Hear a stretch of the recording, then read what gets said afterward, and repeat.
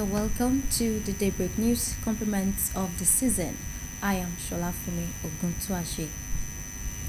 The Ekiti State Governor, Mr. Abiodun Oyebanji, has signed 3 executive orders aimed at accelerating the state's investment drive and economic development.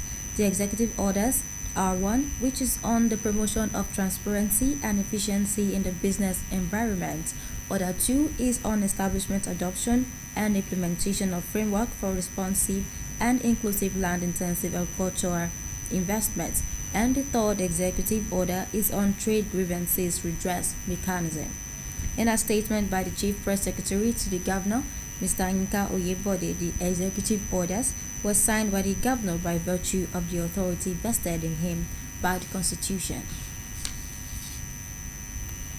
The Ekiti State Governor, Mr. Abiodun Oyebanji, has signed the 2024 appropriation budget into law.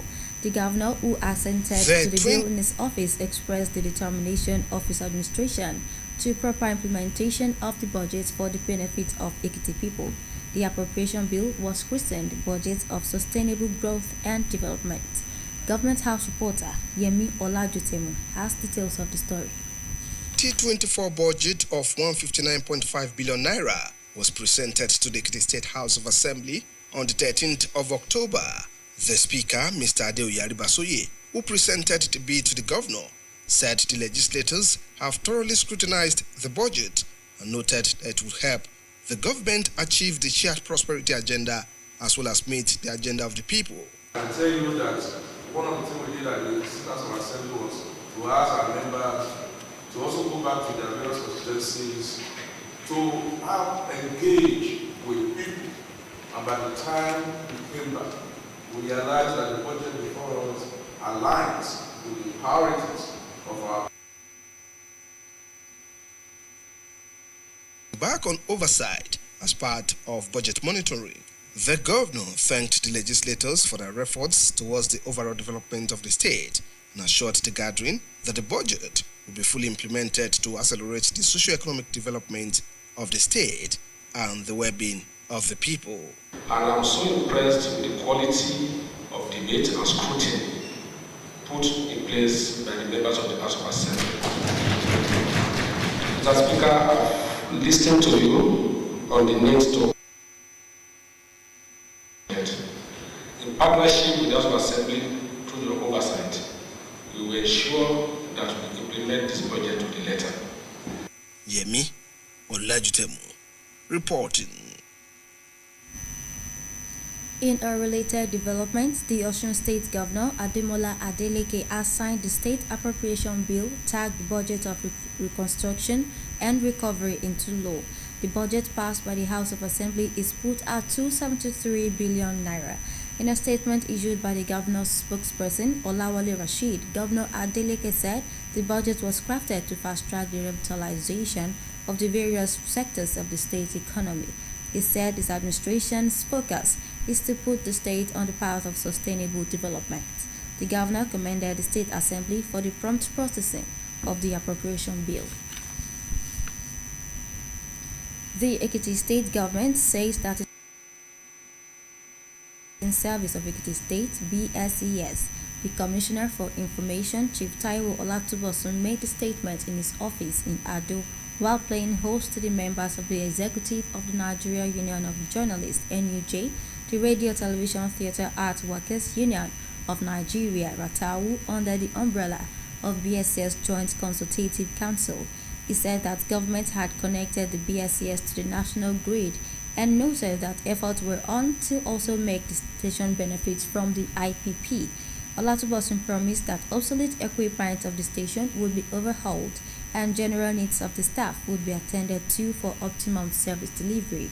Earlier, the chairman, Nigeria Union of Journalists (BSES) Chapel, Mr. Kelechi David, who commended the Governor Abiodun Oyebanji for ensuring that the BSES was connected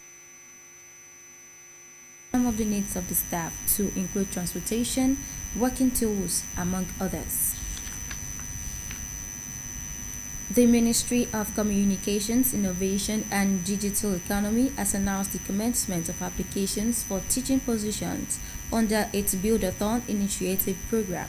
The program, which was launched earlier in December, according to the Minister of Communication, Innovation and Digital Economy, Bosun Tijani, will promote early technology adoption among secondary school students. The program will run for 4 days in January 2024 and is expected to have 1,500 students from 150 schools in 3 locations: Owerri, Maiduguri, and Abeokuta. The ministry added that the right candidates should be visionary educators, teachers, and enthusiasts who will be able to guide the next generation of tech innovators in secondary schools. Interested and qualified candidates are to apply on the program's website. The National Association of Nigerian Students has called on the federal government to declare a day of national mourning on the recent killings in Plateau State. It also said it was embarrassing that no one has been arrested in connection with the recent killings in the state. About 195 persons were killed on a Christmas Eve attack in 17 villages in the Brakinladi, Mangu, and Bokos local government areas of the state. The attacks has also displaced over 10,000 persons, many of whom were presently camped in churches, mosques, schools, and private residences. President Bola Tinubu, as well as prominent individuals and groups, had condemned the killings, even as the United Nations demanded a probe on the attack. In another development, the Ogun State Rural Water Supply and Sanitation Agency has embarked on a sensitization and awareness campaign program in a bid to prevent the outbreak of cholera and other waterborne diseases. Reports say a cholera outbreak in the state about 4 months ago affected over 200 people and killed 10. The State Commissioner for Rural Development, Mrs. Olufemi Ilori Odunton, while speaking during the sensitization program in Surulere community, Agboafoju Sabo in Abeokuta North local government area, said the awareness became necessary to checkmate the perennial challenge during the dry season when water levels in wells drop, making residents get water from unreliable sources. Meanwhile, the Ekiti State Governor, Mr. Abiodun Oyebanji, has declared 3 days of mourning for the late Governor of Ondo State, Arakuri Rotimi Akeredolu, who passed on Wednesday. Arakuri Akeredolu was, until his death, the chairman of the Southern Governors Forum and Southwest Governor Forum. Governor Oyebanji, in a statement by Special Advisor on Media, Yinka Oyebode, declared the 3-day mourning. All flags at public buildings across the state had to be flown half-mast for the 3 days. Also, the immediate past Minister of Industry, Trade and Investment, Otunbani Adibayo, has described the death of the Governor of Ondo State, Arakuri Rotimi Akeredolu, as lost to the Progressives family and the nation at large. In a statement, the former minister said the late governor was a man who worked tirelessly for the good of the common man. He recalled his role in setting the security outfit, Amotekun, when the region was facing attacks from bandits who were killing and kidnapping the people of the region, saying Akeredolu rallied his fellow governors to address the insecurity and ensure that relative peace returned to the region. And the Southwest governors have paid a condolence visit to the Ibadan residents of the former governor of Ondo State, the late Oluwarotimi Akeredolu SAN. The governors, who first converged in the Oyo State Government House, said the late Governor Akeredolu played a pivotal role in strengthening the Southwest politics and security. IKTV reporter Yemi Olajutemo, who was on the entourage of the Ekiti State Governor Biodun Oyebanji, said other state helmsmen, including Dapo Abiodun of Ogun State, Ademola Adeleke of Osun State, and Sheyi Makinde of Oyo State, signed the condolence register. Speaking on behalf of the Southwest governors, the Ogun State Governor, Dr. Dapo Abiodun, who described the demise of Arakuri Akeredolu as shocking and painful, noted that he made remarkable impact during his lifetime. According to him, the former chairman Southwest Governors and chairman Southern Governors fought and insisted on Southern presidency in the 2023 Nigeria's presidential election through various initiatives. Abiodun explained that Akeredolu had left a great vacuum in the political landscape of the Southwest Nigeria.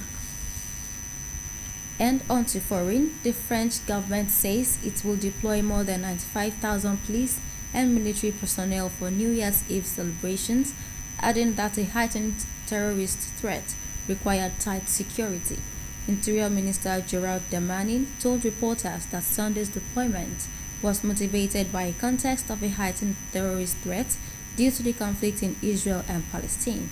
Damanin said more people were expected in the streets of the capital than last year because of additional celebrations to mark 2024 as the year of the Paris Summer Olympics and Paralympics. The national deployment would include 90,000 police or JDMs, 5,000 members of the anti-terror military, contingent Operation Sentinel